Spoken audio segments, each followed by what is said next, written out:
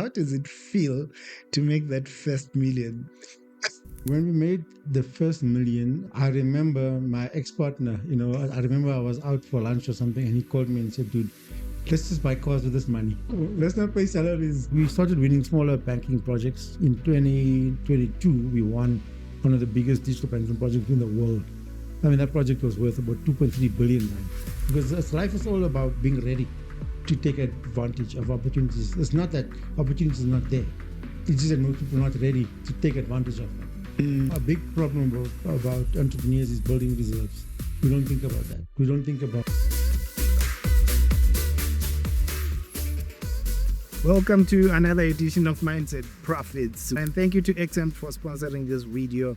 I want to introduce you to Denzil Fillis, a man who is on a mission to create 10,000 jobs in digital transformation by the year 2030. I had a conversation with him and it turned out to be the masterclass even I didn't know I needed. Enjoy. You've grown your company in 1 year at some point to reach over 50 million. And I read that. I thought my first question to you would be, how does it feel for that first million to land in the account as a whole? Yeah. I've got an interesting story. First of all, thank you for having me on the show. When we made the first million, it was in my previous company. I remember my ex-partner, I remember I was out for lunch or something and he called me and said, dude, let's just buy cars with this money. Let's not pay salaries. Let's each one buy us. I think our first big invoice was like 3 million.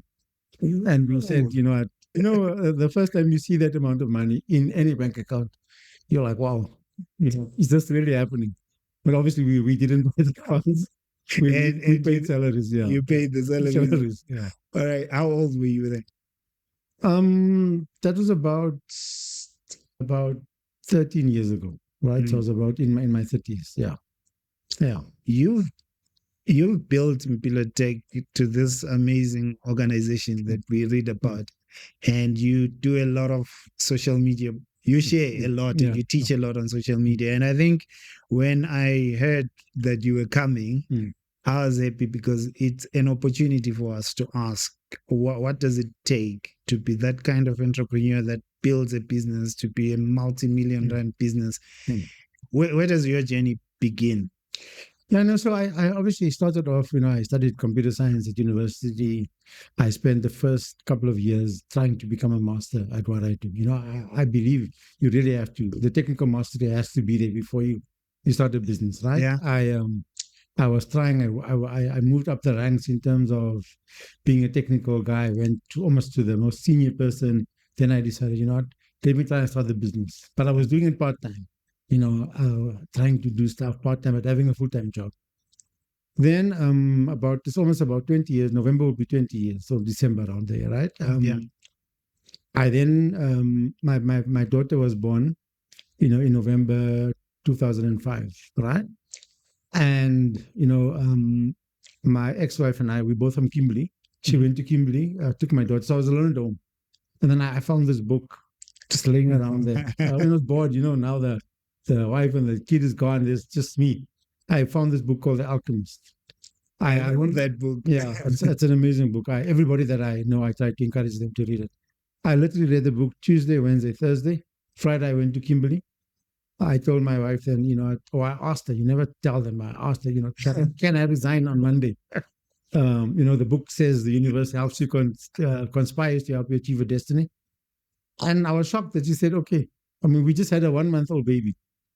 Was she working? Yeah, she was working. She's a journalist. But she was also on maternity leave, so technically she's not working that period. And I was shocked that she said, okay. On Monday, I went back to work. I resigned. And I was in a new job. I think I was there for 2 months. I resigned. And just true to what the book says, the universe conspires to help. I got my first contract before the end of my notice period.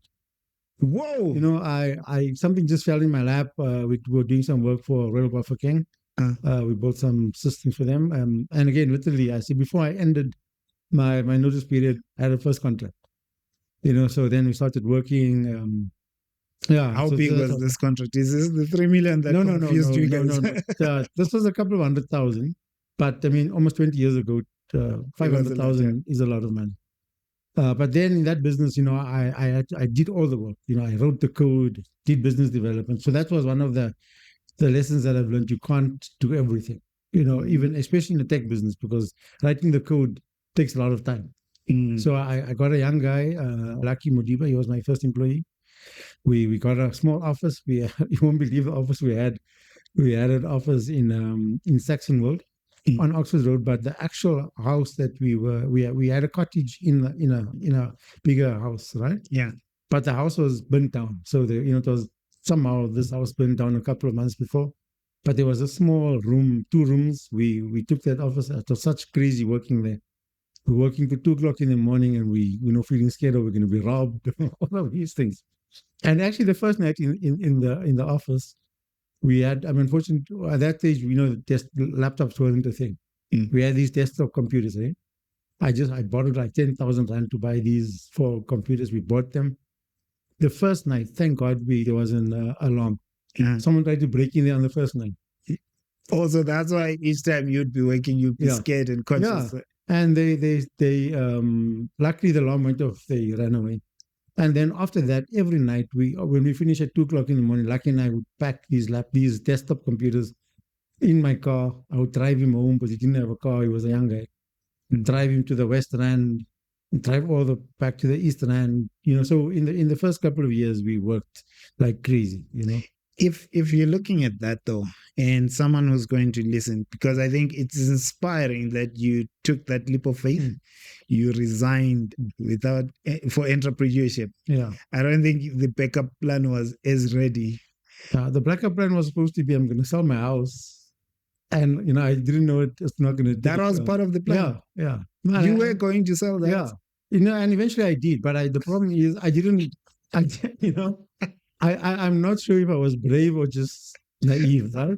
Because when I decided to sell the house, I thought I'm going to sell it in a month, just 3 or 4 months to sell. Also, you tried to sell. Yeah, and I didn't sell it, but I could before I had the money. So I was. Yeah, like I said, everything that I've done in my career in the business, right? And that's something that a lot of people don't do because they're afraid. Sometimes you just have to close your eyes and sign. And I mean, I've done, let's call it crazy stuff where I shouldn't I've got an accountant, right? And he's told me, can't do this. We can't do this. But if you can't, if you're waiting for the money or you're waiting for something, things don't happen. So I've done a lot of. So the company, we're making a lot of money but we're not cash flush because we've invested so much back into the company. Right? Even now, I mean, I've probably spent over 50 million rand building a competency that we have now. Okay. Right. I mean, some people think I'm crazy. I could be living in a mansion, driving a Ferrari, but I try to not be a short-term guy. Not for short. I always play the long game.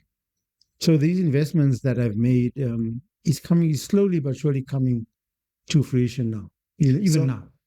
So one of the things that I saw on LinkedIn says when you read the book, The Alchemist, one of the decisions that you made was you'll make the main thing the main thing. Yeah. What was that? So software development is the main thing, right? And a lot of people try to do, and that's one of the mistakes that I made. When I started the business first, I focused on software. Then I was so excited about the Alchemist that I decided to translate it into Xhosa, right? And then I got into publishing, trying to push the book, right? And that took I won't lie to you, that took a lot of my focus. We were the first African language book on this homebrew thing at Exclusive Books. So you did finish translating? Yeah, no, I spent my own money to translate the book. Why Xhosa only? Why not expand a couple of languages? No, at first, I mean, I was married to a Xhosa lady, so that's the reason. That was the influence, yeah. But the point is that we were targeting the wrong audience, right? We were targeting Exclusive Books. The people that need the book is not people that go there. Right? So it wasn't success. I still have 800 books at my house that I'm trying to Okay, we haven't really. I'm not trying to push it anymore, but at some stage we will do that, right? But So so that will be if more of you a. want the Alchemist in Yeah, you Kosa, can contact me. Yeah, I've got lots of copies. Yeah, but so that was a mistake that I made. That I put a lot of effort into it because now was traveling all the country, speaking about the book. Like I'm telling yeah, you, we had events everywhere, so I wasn't focusing on the software the side of things. business. So we were doing some work, but I never got the second client because I was focusing. Then my ex-wife was then pregnant with a second child, and we were like, hey, maybe this entrepreneurship thing must take a bit of a seat. But so I went back to consulting. But once you become an entrepreneur, it's almost impossible to To go stop, back to yeah. work. So even there, I was trying to do some stuff. I met another guy. We started a new company, and that's how I got to where I am today. Yeah. So you're saying when you did the book project, it became a distraction for you, and Yeah. it almost cost you a business. Yeah. Effectively, it did because I was spending so much time because I had to do everything myself. I had to drive to all of the stores to deliver the books. I didn't have money to hire couriers and all of these things, so I had to do it myself. So it was taking a lot of time from actually focusing on getting the next client, those type of stuff. So the main thing wasn't the main thing anymore. The thing is, I'm passionate about changing people's lives. So I believe the book is something that South Africa actually needs, right? because it helped you. It helped me. And we need our people to believe that the treasure that we're seeking is inside, right? Not some external thing. And that's what the book taught me, is that the treasure is inside. It's nothing else. It's not my mental, it's inside your heart, right? And I believe that South Africa needs that story. And so I'm very big on trying to make a difference in people's lives and stuff like that. But you first have to be sustainable before you can do those type of things. So sometimes I battle to not focus on. I mean, now we focus on the main thing, but we still do some stuff that's on the side. Yeah. When you look at what the distraction is, you termed it almost cost you. What have you done differently from those lessons to identify distractions and eliminate them? I won't lie, for someone that it's very difficult to do that. I think it depends on your character and stuff like that, right? Yeah. So I love doing innovative stuff. I get bored easily of doing the same thing over time, right? But also I do, when I really believe in something, I will stick to it, right?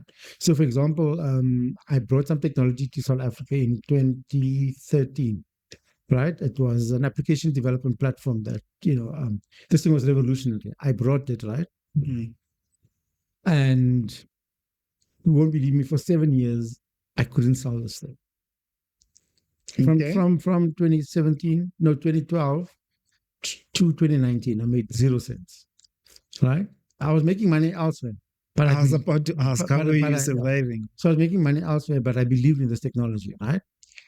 And then in 2019, something huge happened. One of the biggest banking software companies in the world bought that technology. Now, okay, that's not my technology. I bought it from the US. Yeah. But they bought it globally. They spent over $1 billion in 2019 buying the software, right?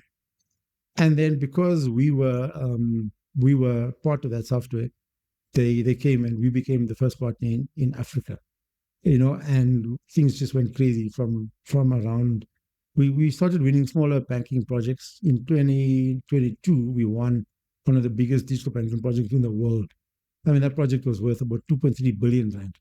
But the point is that I would not have won that project if I didn't believe in this technology. So I stuck with it. Many of my colleagues and counterparts are like, Denzil, are you crazy? Why? But the thing is, so when I believe in something, I will stick with it. When I really believe that this technology or this program that we're doing is revolutionary, I will stick with it. You said how many years did you stick with it? From 2012 to 2019, right? And that's when the thing happened. The big show, when this company, Temenos, bought it. And we started, I mean, now, Temenos is a huge company. They're worth $12 billion, right? They're the biggest provider of software, of banking software in the world, right? And on the digital banking side, they've got 7 certified partners, right? And we're one of those 7 globally. There's only 7 in the whole world, and we're one of them, right? So the guys that work for us, they're second to none globally in terms of implementing the software. So that's what I'm saying is that the investment in that is paying off in terms of we're doing work in Mauritius. We won a project in Mauritius, right? Initially, it was a Middle Eastern company doing the work. They kicked those guys out to bring us in. So we're making waves now in terms of digital banking. People know that these are the guys that will implement digital, and not just in South Africa, globally now. Would you say there's something special about you as an individual, though, as an entrepreneur? Because I looked at the 7 years of struggling with the software with zero sales. Not many people will last. Not many people will make it to 3 years, actually. Yeah. So what is it about you that kept you going for the full 7? Is it because you had backup income, or there's something about you? There was some backup income, but like I say, it's the belief in the technology. I really believe that this is game-changing technology, right? It's aware of its time. The problem in South Africa is that we're not. It's changing now with the advent of cloud, but from that stage, South Africa wasn't leaders in technology. We were what's called laggards, right? But I believe in this technology, and it came to pass. But I also do believe that I think to be an entrepreneur, you have to be courageous, you have to believe in innovation, and you have to believe in excellence. I mean, those are 3 of our values at Impilotech, right? So those are things that are embedded in me. So and I was talking to a large client yesterday with this particular software also, right? Yeah. And they're like, no, I'm thinking, guys, if you want to be bold, if you want to do great stuff, you have to do great stuff. Great stuff doesn't happen if you don't do great stuff, you don't take the chance. I'm saying, guys, this technology is, I'll give you an example. Ferrari has also used this technology now, right? Okay. I was fortunate to go to Ferrari in 2023. I got to meet the CEO of Ferrari. I got to see how they use it, and they've settled on this technology. So it's not that I'm just this great guy, but people like Ferrari, like this company Temenos, they all see what I've seen 12 years or 15 years ago, right? So I think there is an aspect of, I think, me being a little. Don't want to boast that I'm this visionary guy, but sometimes I see stuff that others don't. Why do you think? Because I want someone who's listening to you and your story to learn something. Why do you think other entrepreneurs don't grow? A lot of small businesses start, they never make it actually to their first million. Yeah.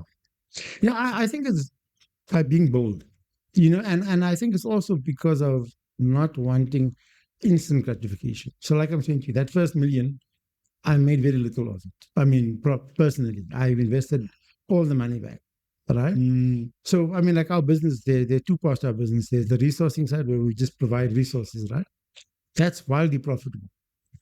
If I quit all of the other side of the business, I can live a great life with just that money, right? But then the company, when I win a big project, I won't be able to execute. So now I've invested all this money to build the IP, the competency in people, so that when the big stuff comes, I'm ready to take advantage, because life is all about being ready to take advantage of opportunities. It's not that opportunities are not there.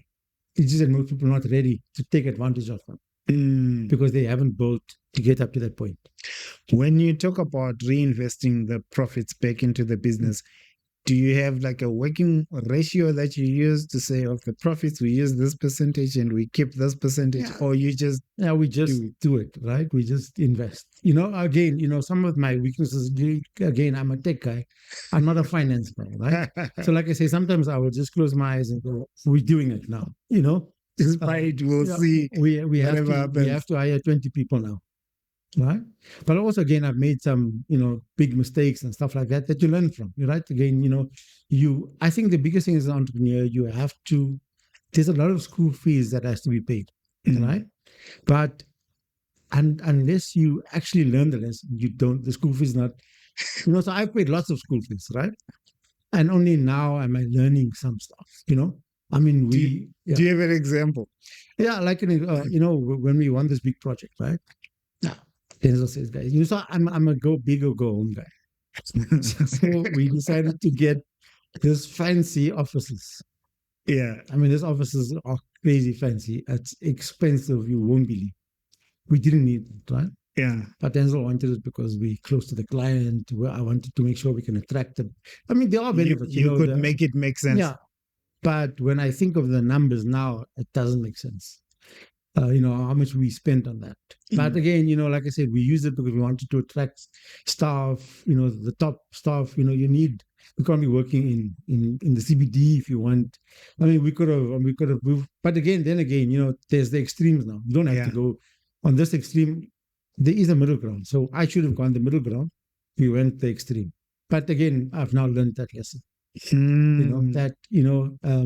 Again, like you said, those ratios, you need to know those ratios to say, guys, when can I invest? When should I invest? And what's the number? When do I stop investing now? Because, a big problem about entrepreneurs is building reserves. We don't think about that. We don't think about the rainy day when a client says, okay, Denzil, we're moving this project out by 6 months.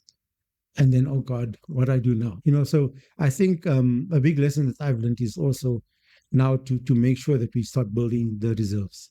We've done enough investment now. We need to build reserves for the future. Yeah. When you look at how you were running your business when you started, what differences do you see when you look at that version of you when you started first year and you now?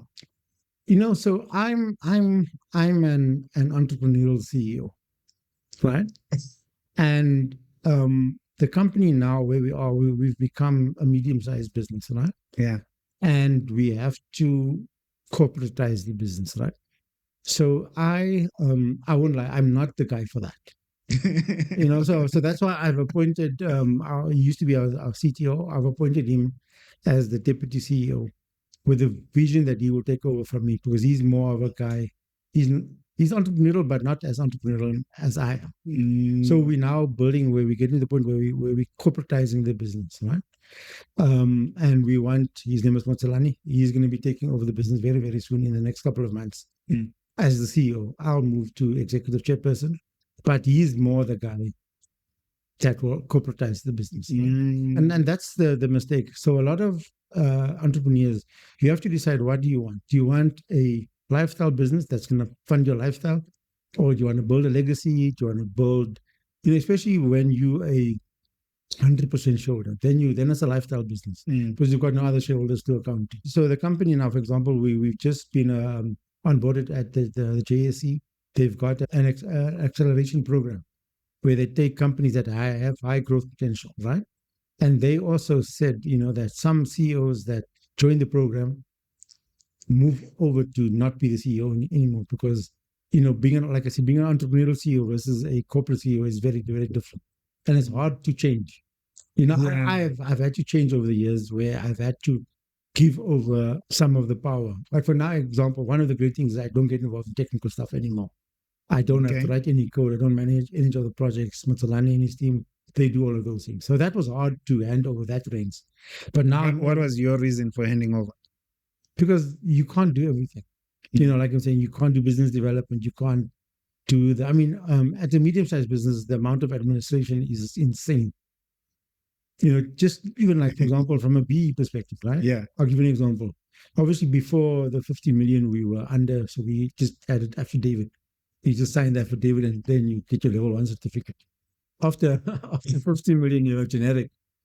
When we're working with Kina, and now we have to see all of this information that you have put together. And that you have to comply to. Right? And you can't do that, as a part-time thing. I think this is interesting. I'm listening as an entrepreneur who wants to grow and who is inspired by a story like yours.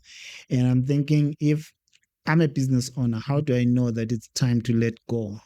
Because I'll give you context. I know an entrepreneur who let go and gave marketing to someone, but that person got so close to clients that they took, if I say half the business, it's more than half the business. They took half the business and they went back to their business, and I think they had 10, 12 employees. She went back and said, you guys, I'm about to take the business. to the best employees. Yeah. I'm about to take the business. I know those clients and they've agreed to walk away with me. Are you going to stay in a sinking ship or you'll come join me? They left. Yeah. Lost clients, lost critical employees, all in one go. Yeah, I think that's always the risk, right?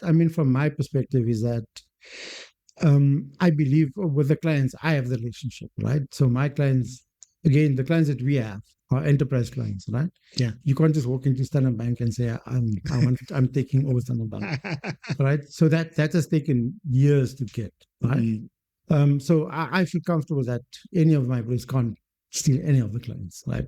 They can try, they just the chances that they get it right, it's not. You don't just walk into. But again, we play in the enterprise space, so we've got clients like Standard Bank, ABSA, Discovery, big clients, right? Yeah. So unfortunately for them, you can't just walk in. Go and say, Discovery, come to me. You need executive support. So unless they have executive support, right? But again, I think it's about trust. Like my CTO and my deputy CEO, I have implicit trust with them, right? They know the effort that I've put in to build to where we are today. It's not a 1-year thing. This is effectively a 20-year journey, right? And they know how difficult it is. My deputy CEO, he's also, I've been a failed entrepreneur. He's also been a failed entrepreneur, right? In some other space. But he knows that, getting to where we are today doesn't just happen, right? So I think you have to have employees, or not even employees, I call them partners, that really believe in the same vision as you. And then, and again, if you reward them, then you reduce the chances. Reduce the chances of that. Again, but also even the relationships with our partners and overseas, the relationships are with me. But over time, once I become the chairperson, those things will move over. But you just have to trust that they won't do it. Yeah. All right. So if you're looking at the team, I know paying and all these incentives do help. But how have you developed the culture at Impilotech? How have you developed the culture to the one that's sustainable and helps your business grow? It's been a tough journey building the culture, right? And I've made many mistakes in that, right? Over the last 3 years, I've literally had to get rid of probably 70% of the middle management. So it happens to you as well. I was surprised. I went to not like a workshop a couple of weeks ago with a company, the scale-up company, and they were talking about the different phases that a business go through, right? And they said, at one particular, I think between 50 and 100 employees, they call it the middle management layer, right? And that's actually a problem in most companies. I remember the day that I realized I've made a mistake is we had a meeting, a 1-hour meeting. Yeah. And the room was filled with people. That 1 hour probably cost me 30,000 rand because of, just on what I'm paying these people. Okay. That's when I realized this. I think you went overboard with this management thing now. There's too many chiefs here and too little Indians, So so I've made mistakes like that. And again, the biggest mistake also is hiring for technical ability, not for leadership. Right? Explain that. So I've hired people that are technical experts in their field, but they're not able to lead others. They're not able to manage stakeholders. So I was still having to do all of those things, even though I had this management team. If I'm not there, things go wrong. On that big project that I told you, on the 2.3 billion rand project, for the first 8 months, I was hands and knee deep in the project. And things were going well. They were like, Impilotech is the bright spark here. Then I hired some people to take over from me. What a disaster. I spent millions on paying these people salaries, and they actually contributed to us losing the project. You lost the project? We lost the project, right? And that had a huge impact on the company. Because I got those officers for that project. We hired 40 people. And then, in 3 months after I left, after I kind of took a step back on the project, we lost the project. Because I hired for technical ability, not leadership. Not being able to manage, clients, and this project, I call it the equalizer. Because the people that I've hired, they've worked on big projects, but not this size. Ah, That project, really showed the men from the boys. And unfortunately, I hired boys, not men, for that project. So leadership is of utmost importance. Like the guys that I have now, the guys that are left, they've shown me that they're technical gurus, but they also have leadership abilities. mm. What have you done differently to make sure that it doesn't happen again? Or if an entrepreneur is listening and saying, "What's your take on how I can make sure that that doesn't happen?" I think again, like I said, the most important thing is hiring for the right, making sure you have the right people in the right. So it's like a bus, right? Mhm. Having the right people on the bus, right? But then also making sure they're in the right seats, because it doesn't matter that you're on the bus, but if you're not in the right seat, then Things will move. things won't go. So I think over the last couple of years, the last 2 years, we've actually now found the right people, and most of them are in the right seats. I think what I'm learning listening to you is you're comfortable just going, experimenting, and if it doesn't work, just pivoting. Yeah, I think no one is born with the experience, right? You have to start somewhere. Yeah. So I think it's not just about pivoting; it's about learning. Like I'm saying to you, over the last 3 years, I've paid tons of school fees, but it's actually school fees because I've learned from it. Mm. It's not school fees if you haven't learned. So a lot of entrepreneurs don't learn from those mistakes. So it's only school fees when you learn. So I've also not learned for a little while, but now in the last year or so, I've really taken those lessons and made them actual, and implement things to fix those problems or the mistakes that I've made. But until you actually learn from it, it's still, you're just wasting money, Mm. right? So now it's important to reflect on where you were, what the mistakes you made. For example, I mean, in the past, because the project was so big, we just hired people. Now we look, guys, how many people do we need? What's just in time hiring. We hire you just when we need you, not because especially when you win big projects, you think, hi guys, there's hundreds There's of enough millions money here, to there's enough cover this. money. What's a couple of 100,000 between friends? Let's pay these people. But when tough time comes, you cry for that 100 crores. That's that million rand, that you wasted on people. So it's important. So I mean, the bulk of the money that I've lost is just people based, right? Not Mm. having the right people, on the right seats on the bus. So we've now learned that. Like I've got my two guys, Cesar and Mo. We make sure that we hire the right people at the right time, the right skill level, the right level of leadership abilities, Mm. stakeholder management, those type of things. Yeah. I'm curious to hear your take on this. Does money change people? Because you talked about 3 million Mm. lending and the discussion changed to, do we really have to pay our stuff? I don't think money changes you. Money shows who you really are. Right. Yeah. I mean, I'll give you an example. With my ex partner in the previous business, we got to the point where we were making money. We hired some new people. These guys, the guys that we hired, they started buying cars, better cars than us. you know, they bought Range Rovers and all of these things. Then my ex partner and I, we decided, guys, we can't have these guys. He bought a Porsche, a 911 Turbo. Yeah. I bought a 650, something, I have a BMW 650, right? And one day he told me, Denzil, this car makes me feel so great. And I actually use the word like I feel like I'm the king of the road. Yeah. And I said to him, dude, I love my car because of the comforts, not because it makes me feel better than the guy next to me. So, money really shows who you are. It's not, if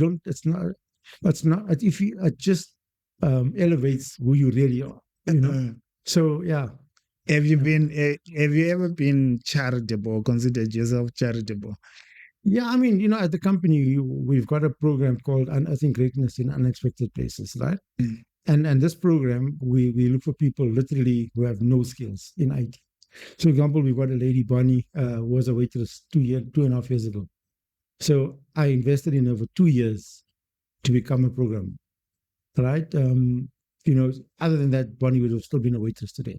Mm. We've got a guy, Caleb, same thing. He finished matric. His marks weren't good enough to get a bursary. His parents didn't have money to send him to university. I gave him a job. So that's how I'm charitable in terms of giving people opportunities. I think over the last 3 or 4 years, we've probably had 20 people that were either waitresses or baristas or security guards, and we said, guys, I'll invest in you for 2 years, pay you, and again, I believe in not paying the stipends. People can't live, 5,000 rand. How do you literally spending 5,000 on Coming to work, right? So we make sure that we pay people well, and even those types of people. So that's how I'm charitable in terms of helping out. Even our two guys that organized this thing, this interview, they also had no experience in marketing. We just hired them and said, guys, we'll train you on the job. So right? you hire for character. Yeah, for character, particularly the people that don't have any skills. Bonnie's one of my favorite ladies. She sent me a WhatsApp the other day. I was close to tears in saying, is that Denzil, what you've done is more than just the technical stuff. You've given me the belief in myself now that I can do stuff. Not that I can only do waitressing. I can do complex things. So and that's more payment for me than anything else, than any monetary value. Well, when someone can say, I've given them self-confidence to say, I can do something. What's your vision for this development and the charitable work that you're doing? Because I think I saw somewhere that you, by 2030, you intend to have developed 1,000 people. Is it 1,000 or 10,000? 10,000, right? So, the IT market in South Africa is huge, all right? For just example, the cloud market, right? The cloud, cloud is worth about 113 billion rand over the next 3 years, right?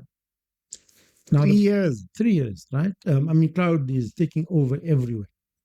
Now, the difficulty or the problem that South Africa has is if we don't create enough cloud engineers, that work will go to India or to China or wherever. So I'm saying to our partners, our clients, guys, let's work to train people. I used to be a bit of a programming snob. I used to think, hey, you must have a degree. I've got a degree in computer science and maths. You must have that. Bonnie has proved to me that you don't need. You just need the right attitude. Right? So now we're saying that we believe that because the market is so big, right? There's so much money. 10,000 jobs shouldn't be an issue. And we're even trying to get our partners from overseas to say, guys, help us build center of excellences in South Africa, right?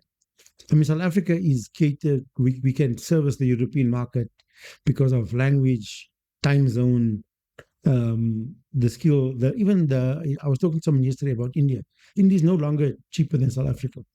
Okay, right? We can compete. Yeah, we can compete with them in terms of price. Again, and especially if we invest in these young people that have little skills, but invest in training them over time, up to a 2-year period. They can become productive, right? And then we make good money off them, but we're also not charging huge amounts of money. And the other thing that we also have to do is that we believe now it's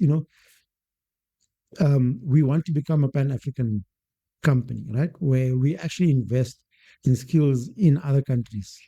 We can't.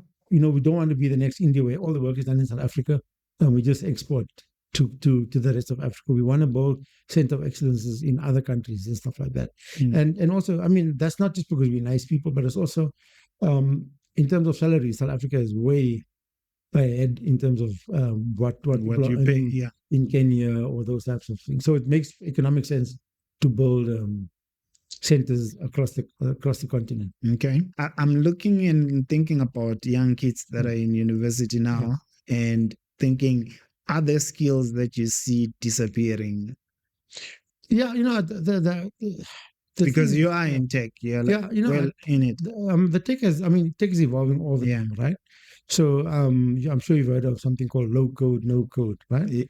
I don't understand it, but I heard about it. It's platforms where you can just drag and drop and you get an app, right? But you don't really understand what's going on behind it. So when there's a problem, then you can't solve it because you don't know.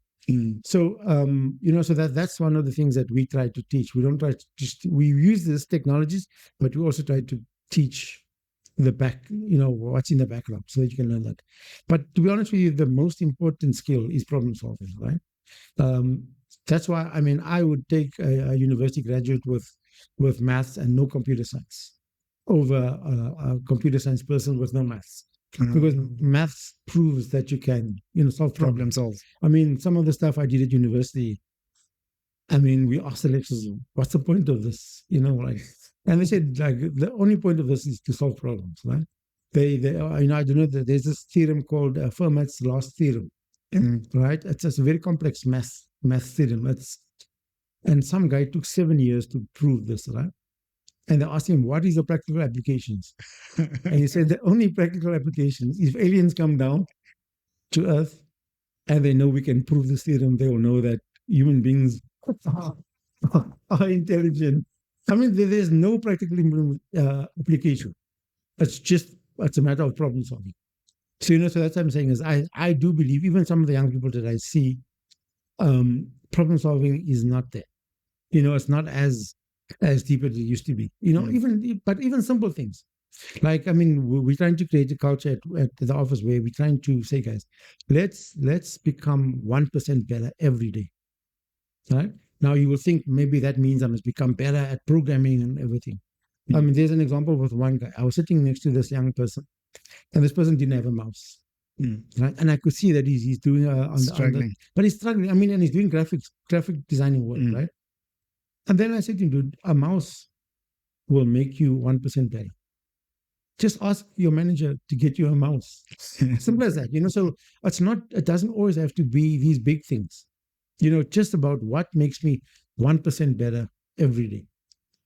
You have context and experience of this.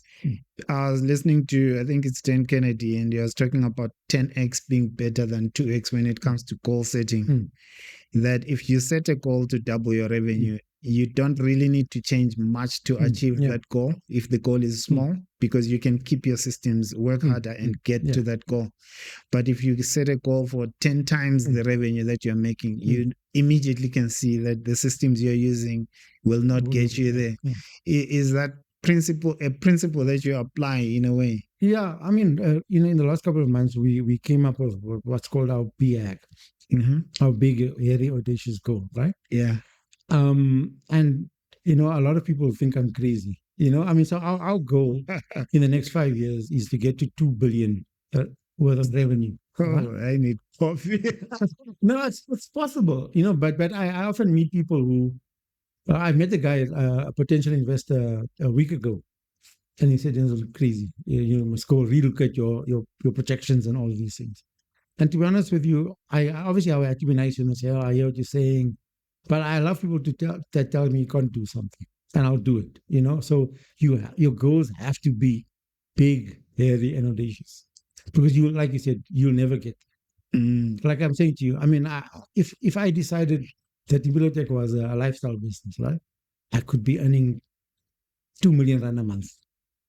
No problem. I could just get rid of everybody, manage everything myself, right? But the point is I could never get to 2 billion. I could get to 100 million, maybe there around. Maybe not even 100 million, 50 million on my own, and earn 10 million of that or 20 million of that. I could do that, but never get to a billion. And the point is that it's possible. I've got one of my mentors. He's a guy from where I'm from. He's from Kimberley. He's from his house was like maybe 2 or 3 kilometers from my house. He's my parents' age, And this guy there was a time he was the 47th richest person in South Africa. Right? A billionaire. All right. And I always say to myself, he's smart. He's no doubt. He's one of the smartest people I know. Yeah. But why him and not me? I think I'm smart. You're why smart can't I too. be? You deserve. But it's a point. So you have to decide what do you want. Do you want to be this lifestyle entrepreneur, or do you want to? How do you choose your mentors? I actually had concluded that you probably don't have them. Do you run out of people who can teach you? So this guy, I don't have many mentors, right? But this guy is and he's not really he's more let's call it an inspirational mentor.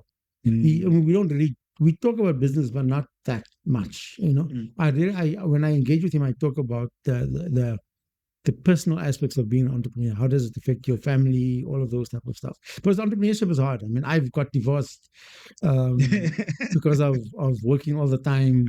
I've lost lots of friends because of working. So it's important to talk to people about that thing about entrepreneurship, because a lot of people don't know what you have to invest to get this thing, right? And because we always just think it's about the money. The money is great, but it's not, for me, it's not only about the money. So he taught me those type of things, but he also teaches me about trying to read other people, making sure that you have the right partners, the right level of people with you, because those things can also, destroy your business. You don't have. So he teaches me that, but we don't really go into deals anymore. Yeah. If you take the lessons that you learned from him and just from life itself, because divorce is something that I've gone through it as well. Yeah. What advice do you have for entrepreneurs out there in terms of this family side? Because many do lose their family in the process. I'll be honest with you, right? Greatness, if you want to aspire to greatness, there is no work-life balance. Or whether it's in entrepreneurship or sports or anything. The greatest people, the greatest sportsmen, Michael Jordan, they devote 80% of 80 to 90% of their time to their craft. There's no great guy there's no great anybody that had a work-life balance, right? So unfortunately, that's the sacrifices you're going to have to make. So you can decide to sacrifice some of the money. You can. And but not again, be too great. Yeah. No, but I think, greatness is not, like we say, greatness, people are either born great, either become great or have greatness thrust upon them, right? So I was definitely not born great. If you ask anybody that went to school with me, I was the definition of average. I was average, not below average at sports, school average, right? Something happened when I got to university. I just, I don't know, decided not to be average anymore, right? And so I made that decision, a conscious, what they say, greatness is largely a matter of conscious choice. There's nothing special about me. I didn't grow up differently to most people, but when I got to university, my first year math lecturer, I think he did something that made me choose greatness, right? But even at university, I studied in Cape Town for 4 years. I went to the beach once when I finished my studies because I just studied. At high school, I got an E for maths. At university, first year, I got an A, right? So I think I am smart, but I'm more hardworking than smart. So unfortunately, greatness, and I can tell any entrepreneur, if you really want great stuff, you will have to sacrifice. As we come to a close, I'm curious, what resources do you recommend besides the Alchemist for entrepreneurs to develop themselves, to have this mindset? I think that there are many books that you have to read, both from, let's call it, books that teach you technical stuff, but also just inspirational stuff. Like one of the best books that I've read is Shoe Dog, the story of Nike. Yeah. So that book has really taught me that even companies like Nike have gone through problems that I've gone through, where you don't know tomorrow you're having a business or not. I mean, that guy, one day he got a letter from the government saying he owes, I think, $25 million in taxes and stuff like that. So those things happen even to the best guys, but he didn't give up. So books like that really inspire me to keep on, even during the tough times. I know our friend in America, Elon Musk, is not everybody's greatest person, but even I read his book, and also there were days I remember there was a thing where I think close to Christmas he was about not to have money to pay salaries, and he got an investment almost on the last day. But it's just about, so my whole motivation is about keep going. I want entrepreneurs to keep going. That's the most important part. It gets tough, but keep going. I often meet some people that I know, and they tell me, when I say to them, I'm thinking, not thinking of quitting, but it's so tough. And then they say, we look up to you. And I didn't know that there are people that look at Impilotech and say, guys, you want to be like those guys. So it's important just to get from these books, get the inspiration about keeping going. The last question I have for you is, if I'm starting up or I'm growing and I look at these entrepreneurs that do amazing things, because it can affect you in two ways.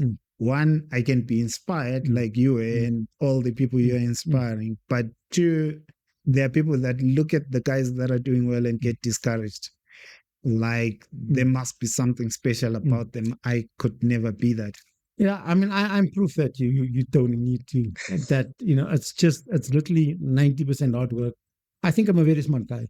My children would debate that, but you know, but the point is, you if you don't have the self belief as an entrepreneur, no one else is going to believe in you.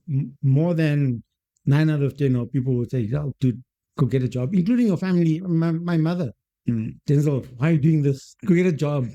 Go back to work. You've got 2 children. But if you don't have that self belief, you rather go back to a job.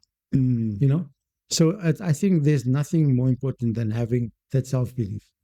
I think this has been a masterclass for me. It's good that I get to record these things, because these are free coaching sessions. No, and again, I really want to encourage entrepreneurs. South Africa desperately needs us. The country needs entrepreneurs, but more importantly, we also need the big guys to support us. And particularly Black people, right? We need them. Impilotech is an anomaly. There aren't many Black software development companies doing enterprise scale work, right? So we need more of them. We need to show guys, as Black people, we can do things individually, but we can also do it as a collective, right? There's so much potential. We just need to harness that now and get the support from government, from public sector, from private sector. And I don't think there's enough of that. And it's not just about giving money. I'm not I'll take the grants, but I would rather get work that, rather give me work than give me grants or funding. Just give me the work. In your journey, because you just brought this up, I know someone will be curious. In your journey, were you getting funded, or you raising funding, or you've had to hustle on your own? It's a combination, right? For the first, let's call it 6 or 7 years, I got no funding. And then one day, we were becoming a vendor at ABSA. We won a project there, a small project. I think it was like 10 million rand. I like how you say small. And then 10 million. That's small.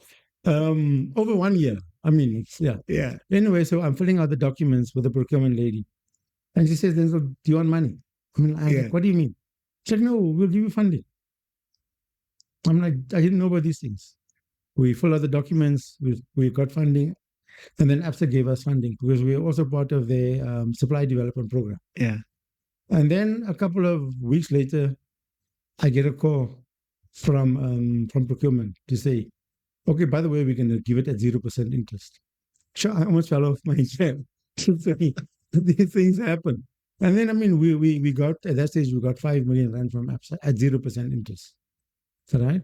Another time I was talking to some procurement guy also, and he said to me, "Denzil, do you need money for like t-shirts and stuff like that?" Branding. So you became part of their ESD. Yeah. And then, so I thought I'm going to get it, maybe 50K. They phoned me and they said, "Denzil, send us an invoice for 900K as a grant." So I also just, what I want to say is that luck plays a huge role in the life of an entrepreneur. I'm not going to lie, right? I've been lucky, dude. I've been serious. I've been lucky. I've made myself 5 million worth of luck. Yeah. I hope we just didn't have to pay interest. It's interesting that you brought up luck. I forgot. I wanted to go there. Yeah.